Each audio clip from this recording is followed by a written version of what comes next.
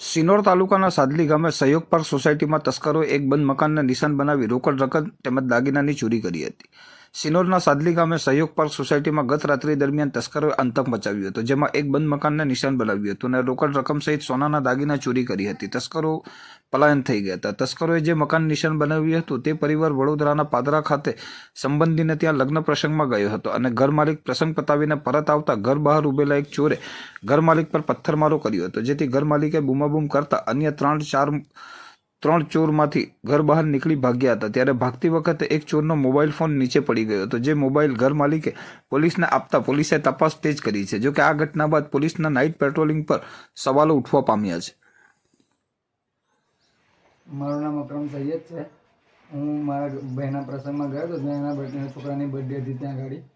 તો પાદરાથી જ્યારે અમે રિટર્ન આવ્યો તો મારું ઘરના દરવાજા ખુલ્લા હતા, જારી ખુલ્લી હતી ને એક જે ચોર હતો એ ચોર અહીં ગાડી ઊભો હતો પથ્થર લઈને.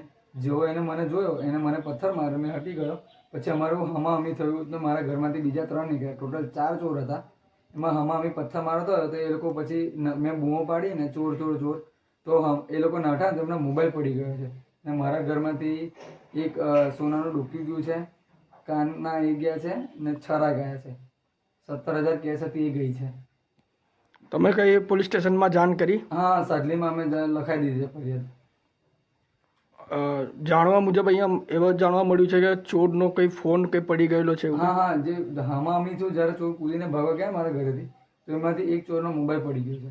એ મોબાઈલ મારી પાસે હતો તો મેં સાડલી પોલીસ સ્ટેશનમાં જમા કરાવ્યો છે.